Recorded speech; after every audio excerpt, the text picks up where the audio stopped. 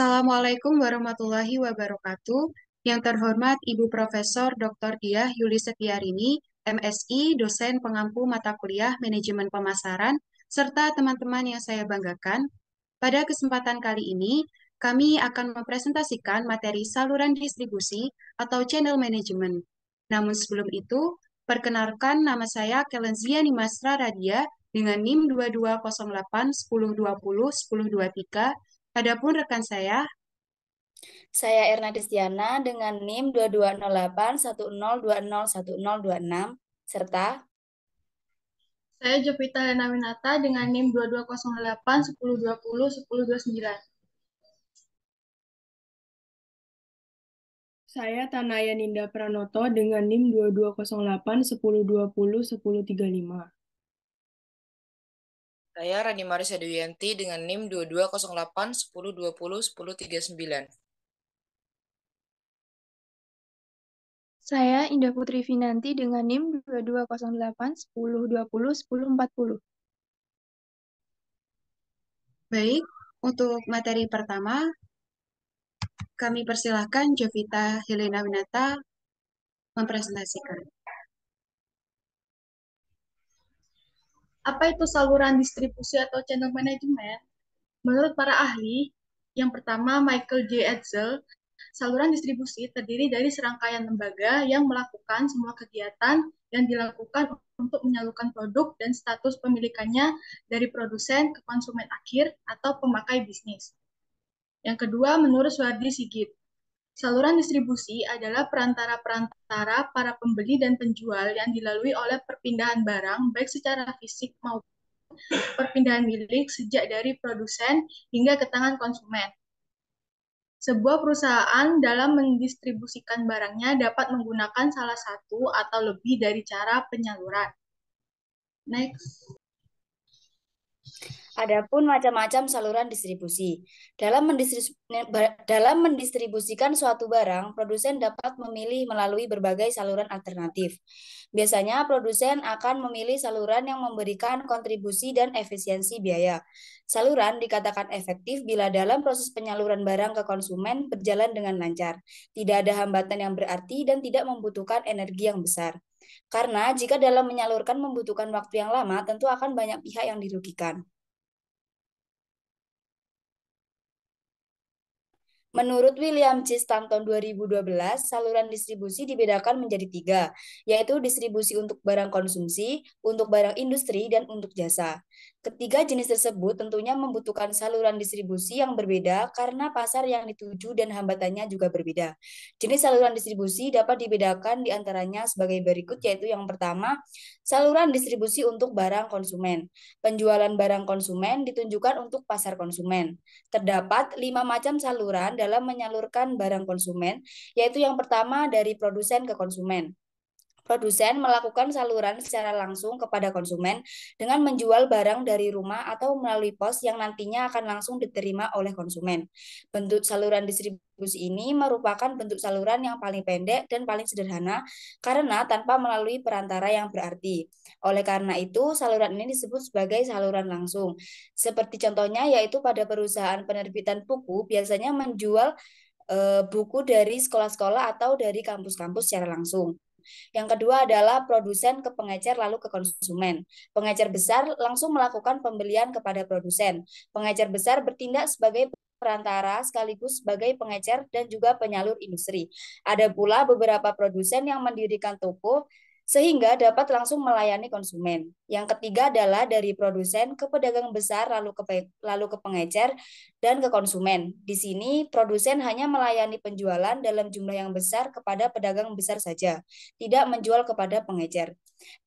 Pembelian pengecer dilayani oleh pedagang besar dan pembelian oleh konsumen dilayani oleh pengecer. Yang keempat adalah produsen ke agen, lalu ke pengecer, dan ke konsumen. Dalam saluran distribusi ini, produsen memilih agen sebagai penyalurnya.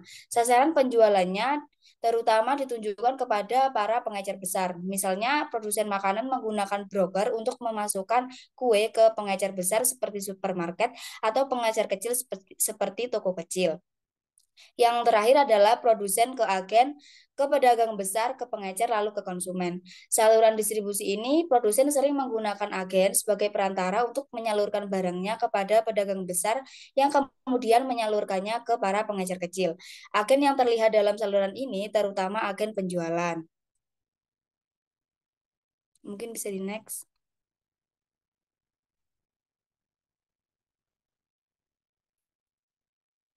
Yang kedua adalah saluran distribusi untuk barang industri. Terdapat 4 macam saluran yang dalam menyalurkan barang industri. Yang pertama adalah dari produsen ke pemakai. Biasanya saluran ini dipakai oleh produsen yang melakukan transaksi oleh pemakai industri yang relatif cukup besar. Produk-produk industri berat yang harganya relatif mahal dan mempunyai struktur saluran yang lain. Contohnya yaitu barang-barang industri seperti kapal atau pesawat terbang. Yang kedua adalah produsen ke distributor industri, lalu ke pemakai. Produsen barang-barang seperti perlengkapan operasi dapat menggunakan distributor industri untuk mencapai pasarnya. Produsen lain yang menggunakan distributor industri sebagai penyalurnya yaitu produsen alat-alat kantor, bahan bangunan, alat pendingin, atau sebagainya. Yang ketiga yaitu produsen ke agen lalu ke pemakai. Biasanya saluran distribusi ini dipakai oleh produsen yang tidak memiliki departemen pemasaran. Perusahaan yang ingin memperkenalkan produk baru dan ingin memasuki daerah pemasaran baru sehingga lebih suka menggunakan agen. Dan yang terakhir yaitu dari produsen ke agen, lalu ke distributor industri, lalu ke pemakai. Saluran distribusi ini dapat digunakan oleh perusahaan dengan unit penjualan yang terlalu kecil untuk dijual secara langsung. Selain itu, faktor penyimpanan pada saluran perlu dipertimbangkan. Dalam hal ini, agen penunjang seperti agen penyimpanan sangat penting peranannya. Materi selanjutnya akan dilanjutkan oleh rekan saya. Baik, untuk yang ketiga adalah saluran distribusi untuk jasa. Konsep saluran distribusi ini tidak hanya terbatas pada produsen barang, akan tetapi juga pada produsen jasa. Produsen jasa pun menghadapi permasalahan serupa, yaitu bagaimana jasa mereka dapat sampai ke tangan konsumen. Secara tradisional, kebanyakan jasa dijual langsung oleh produsen kepada konsumen atau pemakai industri. Namun, pada belakangan ini, produsen menyadari bahwa ciri tak terpisahkan pada jasa bukan menjadi halangan yang tidak dapat ditanggulangi, sehingga jasa dapat disalurkan lewat sistem distribusi penjual. Nah, ada pun jenis distribusi untuk jasa yang pertama, yaitu produsen ke konsumen. Karena jasa merupakan barang yang tidak berwujud, maka proses produksi dan aktivitas penjualannya membutuhkan kontak langsung antara produsen dan juga konsumen. Untuk tipe saluran langsung ini banyak digunakan oleh jasa-jasa profesional, contohnya seperti akuntan dan konsultan. Yang kedua adalah produsen agen ke konsumen. Pada penjualan jasa ini juga sering menggunakan agen sebagai penghubung antara produsen dan konsumen. Contohnya itu pada jasa angkutan dan travel. Oke, next slide. Menurut Indrio Gito Sudarmo, macam-macam saluran distribusi ini dapat dibedakan menjadi 3. Yang pertama yaitu saluran distribusi intensif. Saluran ini merupakan cara distribusi untuk menyebarluaskan barang yang dipasarkan, sehingga dapat secara intensif menjangkau semua lokasi di mana konsumen itu berada. Oleh karena itu, diperlukan banyak penyalur baik yang besar maupun yang kecil, sehingga konsumen dapat menjangkau barang tersebut di mana saja. Nah, untuk yang kedua adalah saluran distribusi selektif.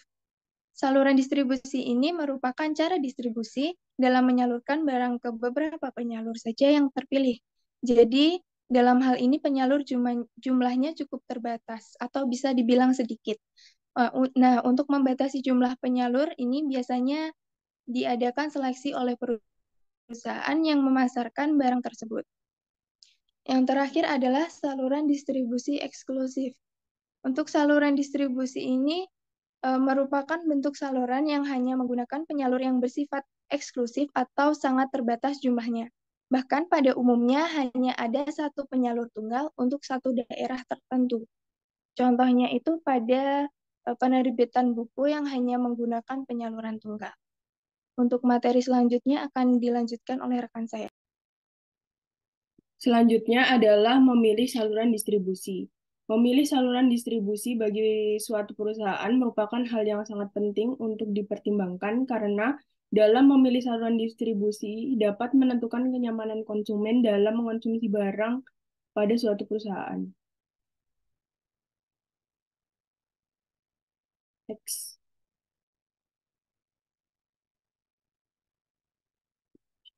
Menurut Soehardi Sigit, untuk menentukan saluran distribusi mana yang akan kita pilih, maka perlu untuk mengetahui prosedur dalam memilih saluran distribusi, yaitu sebagai berikut. Yang pertama, melakukan analisis terhadap produk yang akan dipasarkan untuk menentukan sifat dan gunanya. Kemudian, menentukan sifat produk dan luasnya pasar. Selanjutnya, meningkatkan saluran-saluran distribusi yang sudah ada atau yang mungkin dapat digunakan. Kemudian, menilai masing-masing saluran dari sudut potensi volume penjualan, biaya yang layak, dan laba yang wajar.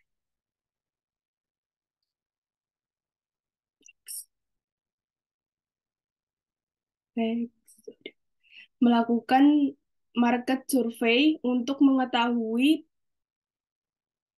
pendapat pembeli dan perantara mengenai saluran distribusi yang akan digunakan oleh para pesaing. Kemudian menentukan sifat dan luasnya kerjasama antar manufaktur dengan saluran-saluran yang digunakan. Kemudian merumuskan bantuan-bantuan apa yang dapat diberikan oleh manufaktur kepada penyalur-penyalur. Dan yang terakhir, melakukan penilaian secara kontinu terhadap saluran distribusi yang telah digunakan mengingat adanya perkembangan pasar. Kemudian akan dilanjutkan oleh teman saya.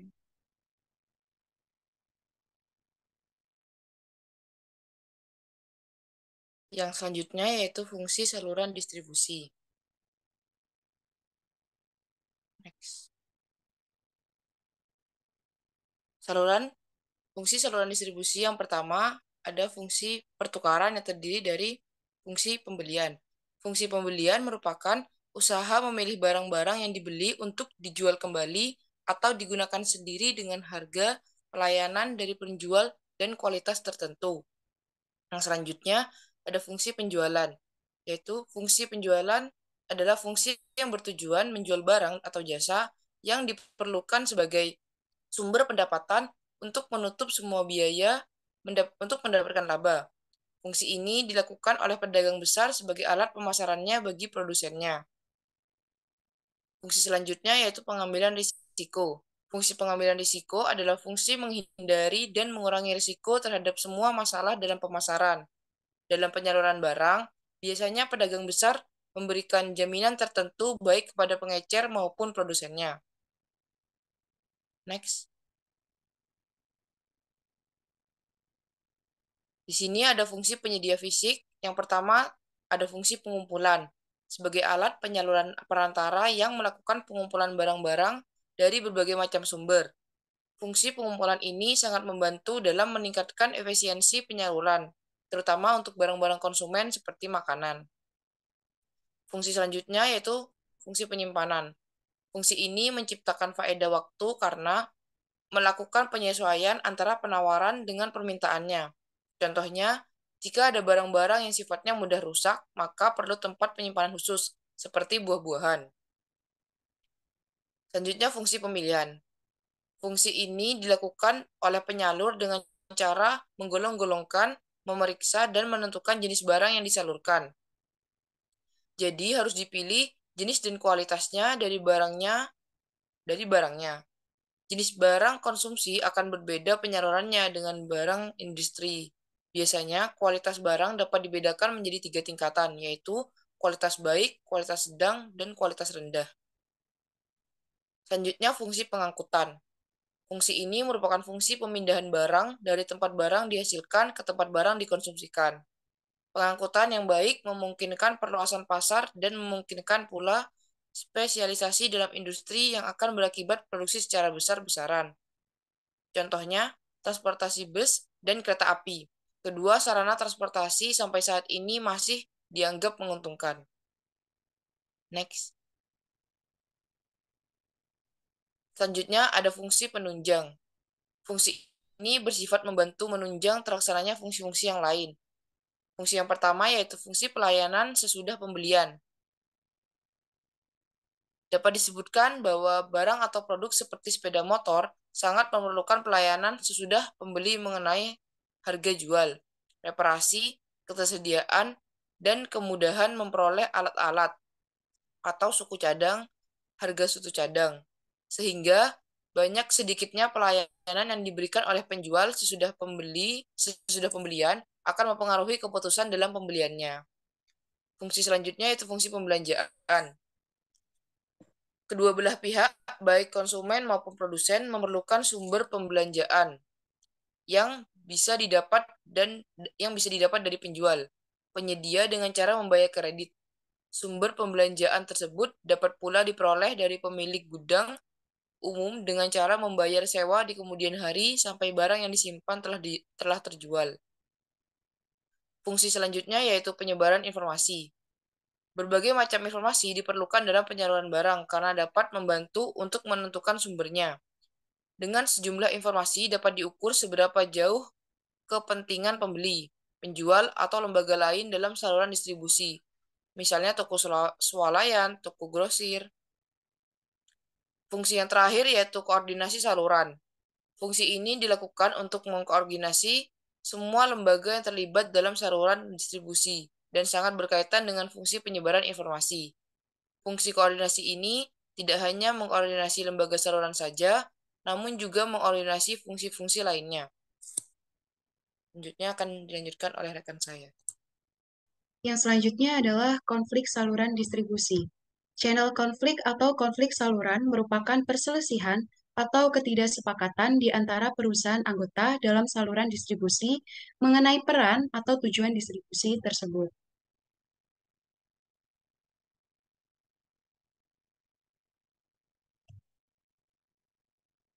Kemudian, faktor-faktor apa saja yang menyebabkan konflik saluran distribusi itu?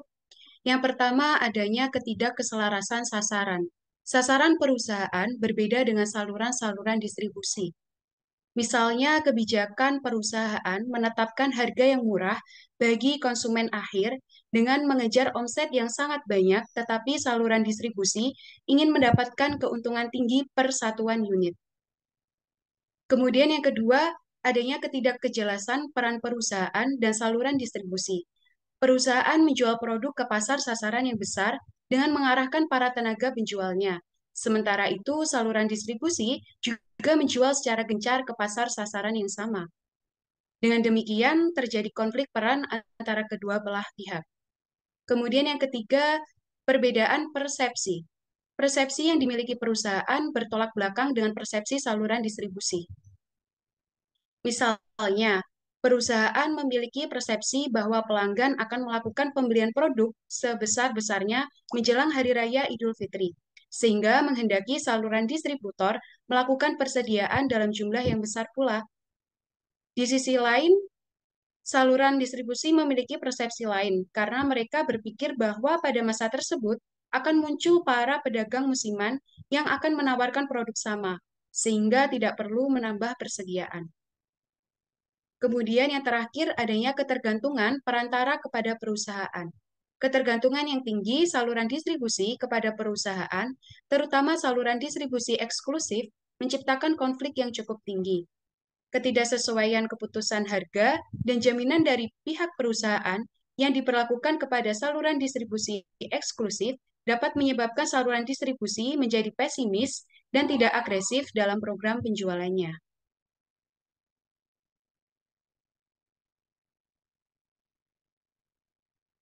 Kemudian jenis konflik menurut Bruce J. Walker.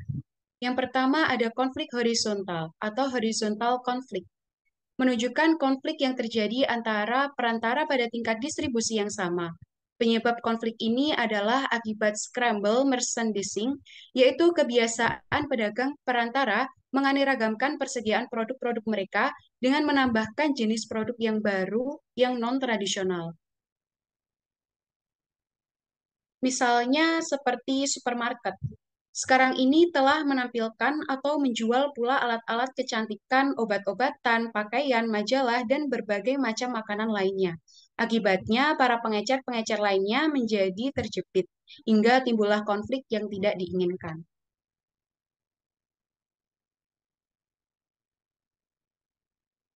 Kemudian yang kedua ada konflik vertikal. Dapat terjadi antara produsen dengan pengecer dan produsen dengan pedagang besar. Yang pertama, produsen dengan pedagang besar. Timbulnya ketegangan antara produsen dan pedagang besar disebabkan oleh beberapa aspek dalam hubungan bisnis, yaitu terletak pada titik pandangan masing-masing pihak. Di satu pihak, pedagang besar mengeluarkan biaya begitu banyak dan percaya kepada produsen untuk tidak menyalurkan sendiri ke konsumen. Tetapi produsen terpaksa juga menyalurkan langsung ke konsumen atau pengecer kecil lainnya karena produsen tidak puas atau pelayanan yang diberikan pedagang besar dan kondisi pasar menyebabkan produsen menyalurkan secara langsung.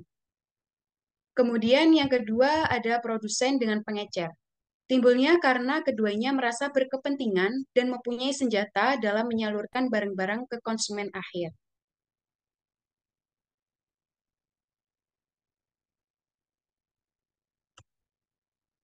Kemudian yang terakhir adalah dampak konflik saluran. Konflik saluran tidak hanya dapat merusak sebagian sistem distribusi perusahaan, tetapi juga terhadap sistem distribusi secara keseluruhan. Secara spesifik, konflik saluran dapat membahayakan distribusi penawaran perusahaan yang efektif dan efisien kepada pelanggan saat ini. Misalnya, pelanggan dapat bingung tentang apa yang diharapkan dalam hal pedoman pra-penjualan dari distributor yang berbeda dari produk perusahaan.